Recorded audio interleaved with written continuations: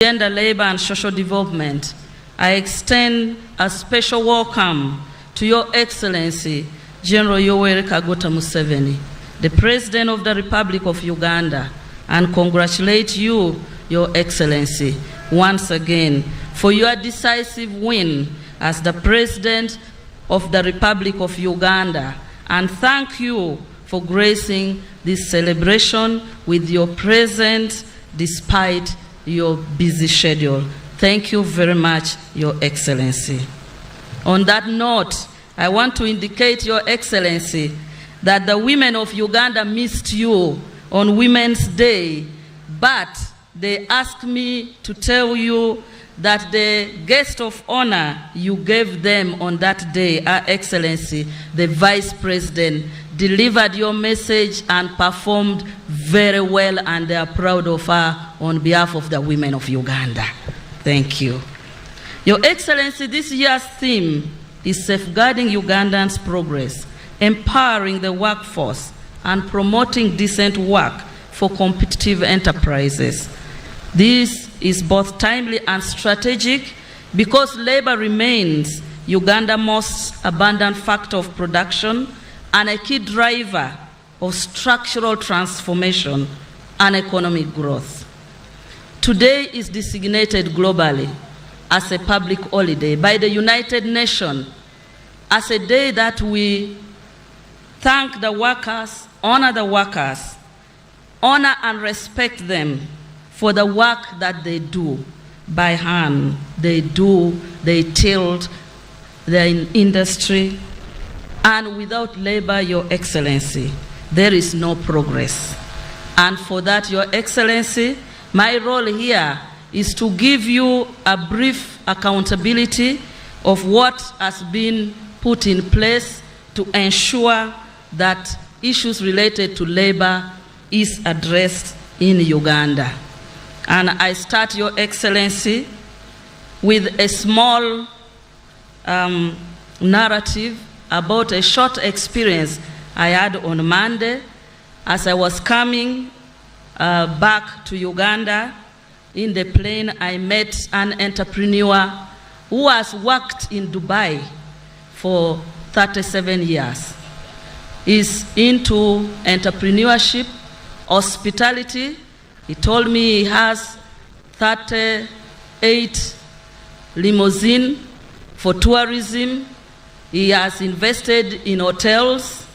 But one thing that he told me in that conversation was that just within 2 weeks, when the war erupted between Israel and Iran, and UAE became one of the countries affected, from the investment he had had for 37 years, he has packed all the 38 limousines. The 2 luxury hotels that he owns has nobody and is looking to sell. And so he told me that for any country to prosper, you need peace and security.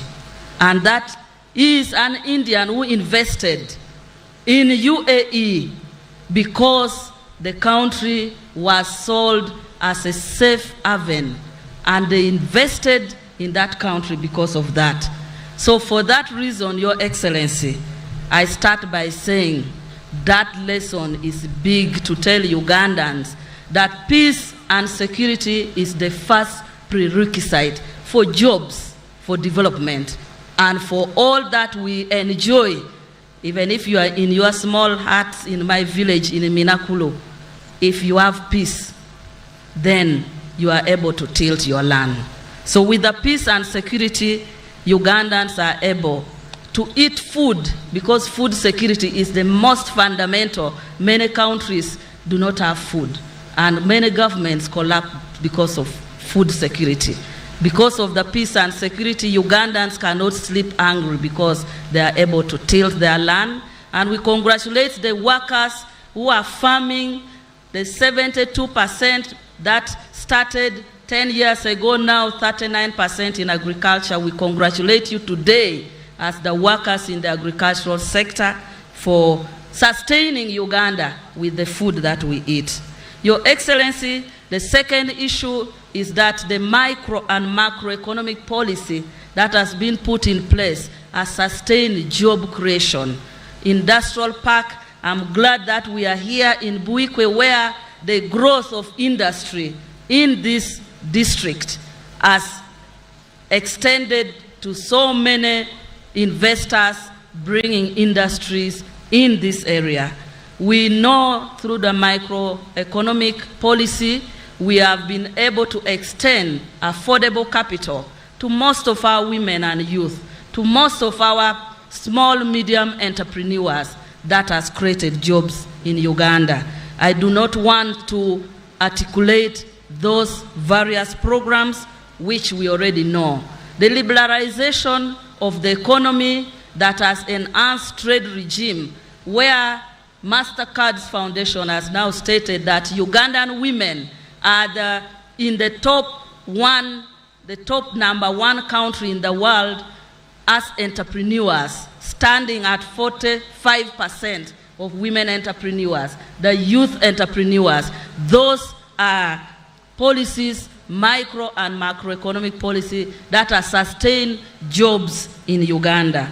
The legal and regulatory frameworks and policies that have been put in place.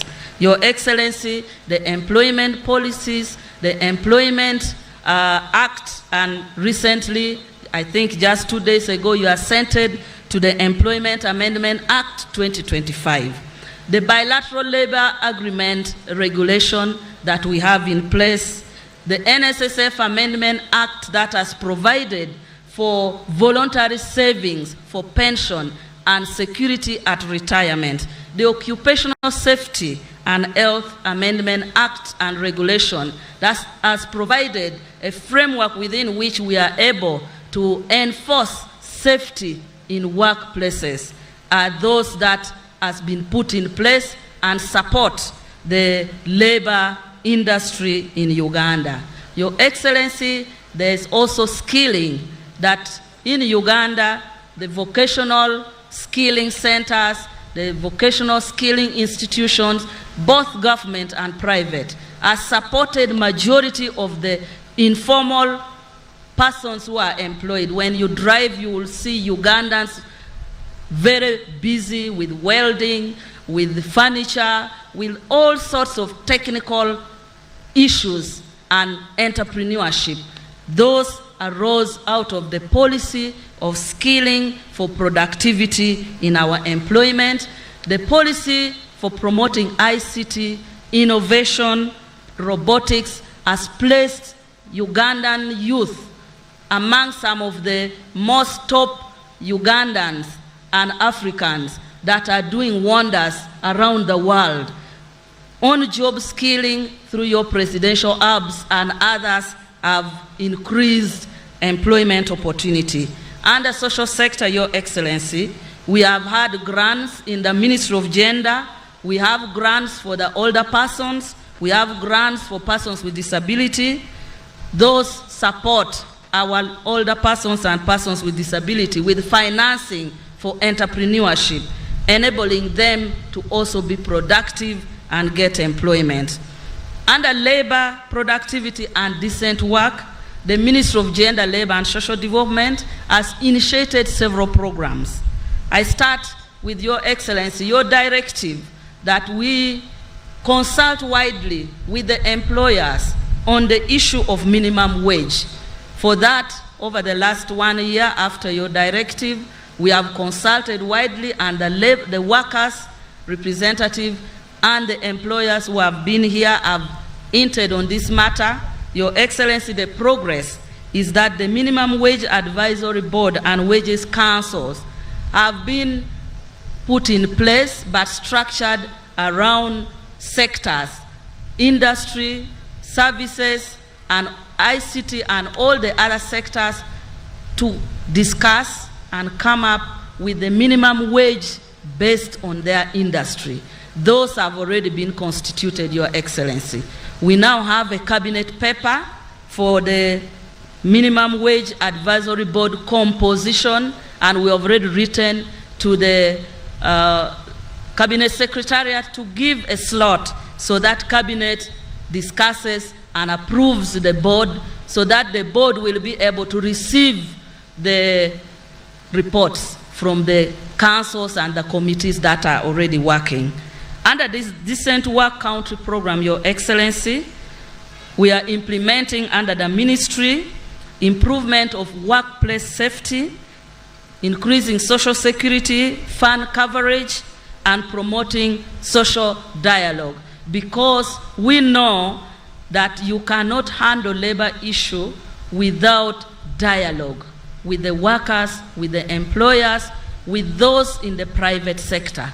So this Decent Work Country Program is analyzing, dialoguing, and coming up with reforms that are necessary in the labor sector to curb casualization of work and labor, which was hinted by the workers' representative who spoke here. Your Excellency, you gave us that guidance. And that's why we brought the Employment Amendment Bill, which is now an Act 2025.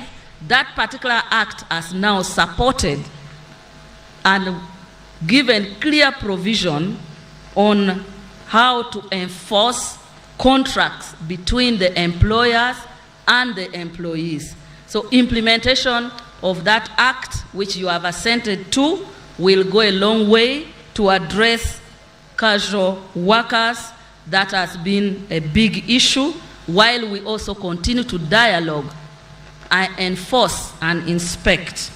We have Juakali program. The Juakali program under the Ministry of Gender supports formalization of businesses in the informal sector by supporting them with equipment.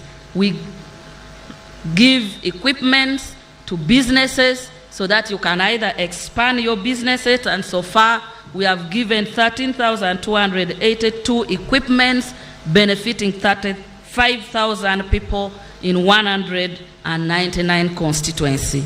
We have a program called Apprenticeship, Your Excellency. This is a program that we have been piloting for enabling creation of jobs. There are two components under this program. The first component is work placement, where we negotiate with the company